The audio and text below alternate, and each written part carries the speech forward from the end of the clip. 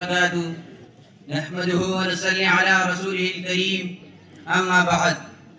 زندگی دی ہے تو جینے کا ہنر بھی دے دے، زندگی دی ہے تو جینے کا ہنر بھی دے دے، پیر بخشے ہیں تو توفیق کے سفر بھی دے دے۔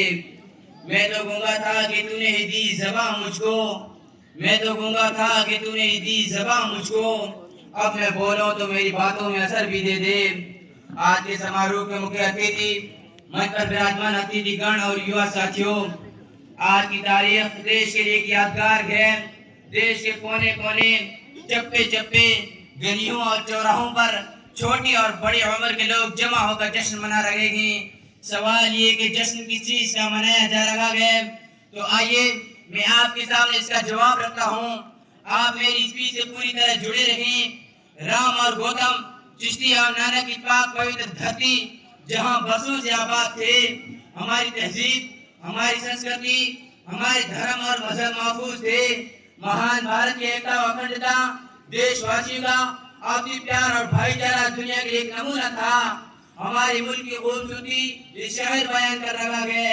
اونچے اونچے پروت اس کے نیلے نیلے ساگر، اونچے اونچے پروت اس کے نیلے نیلے ساگر، دھرتی جیسے پھوٹ بھری اردو کی کچی گاگر۔ لیکن کہاوت مشہور ہے کہ حسین و خوبصورت چیز کو بری نظر لگی جایا کرتی ہے۔ ہمارے اس ملک پر بھی بری نظریں اٹھنے لگی۔ سن 1498 عیسوی میں واسکو ڈی گاما گوا کے ساحل سے ہمارا ملک ہندوستان آیا، پھر انگلستان سے لوگ آ کر آباد ہوتے گئے۔ 16ویں شتابدی ختم ہونے تک انہوں نے ایک بڑی آئیڈین کے لیے راہ حساب کر دی، اور سن 1601 عیسوی میں تقریباً 100 تاجروں نے 30,000 پاؤنڈ کی لاگت ایسٹ انڈیا کمپنی کی استھاپنا کی، اور لگ بھگ 100 سال تک پورا دھیان بزنس پر رکھا۔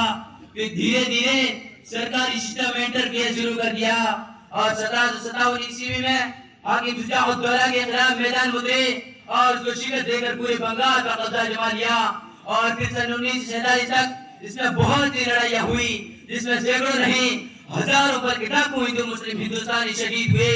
ایک طرف سبھاش چندر بوس، بھگت سنگھ، چندر شیکھر آزاد، رام چندر بسمل، مہاتما گاندھی، جواہر لال نہرو اور ڈاکٹر بھیم راؤ امبیڈکر جیسے لیڈر اور بہادر اپنی جان کی پرواہ کی بغیر انگریز سے لوہا لے رہے تھے، تو دوسری طرف سراج الدولہ، شجاع الدولہ، ٹیپو سلطان، شاہ ولی اللہ، شاہ عبدالعزیز، عبید اللہ سندھی، شیخ الہند مولانا محمود الحسن، مولانا ابوالکلام آزاد اور مولانا حسین احمد مدنی جیسے بے باک و بے خوف جرأت و ہمت کی تصویر بن کر اپنے ہاتھ میں کفن لے کر انگریز سے پنجاب میں کر رکھے تھے۔ چنانچہ اشفاق اللہ خان اور بھگت سنگھ اور ان جیسے نہ جانے کتنے دیش بھگت کے پھانسی پر چڑھتے ہوئے نظر آئے۔ کھلونا سمجھ کر نہ برباد کرنا کہ ہم بھی کسی کے بنائے ہوئے ہیں، کھلونا سمجھ کر نہ برباد کرنا کہ ہم بھی کسی کے بنائے ہوئے ہیں، فرنگی کے فوجوں میں حرمت کے فتوے سردار چڑھ کر لائے ہوئے ہیں۔ بالآخر تن کے گھوڑے من کے کالے شاطر افرنگی ان بہادروں کی للکار الغار کے سامنے گھٹنے ٹیک گسا سمندر پار منتقل ہونے پر مجبور ہوئے، اور یوں ہی ہمارا پیارا ملک ہندوستان آزاد ہوا۔ نہ تیرا گئے نہ میرا گئے یہ ہندوستان سب کا گئے، نہ تیرا گئے نہ میرا گئے یہ ہندوستان سب کا گئے، نہیں سمجھی گئی یہ بات تو نقصان سب کا گئے۔ جو ندیاں مل گئی اس میں وہ دکھلائی نہیں دیتی، جو ندیاں مل گئی اس میں وہ دکھلائی نہیں دیتی، مہاساگر بنانے مگر احسان سب کا گئے۔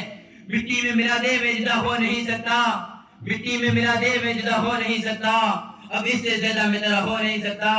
بس تو میری آواز سے آواز ملا دے، بس تو میری آواز سے آواز ملا دے، پھر دیکھ دیش میں کیا نہیں ہو سکتا۔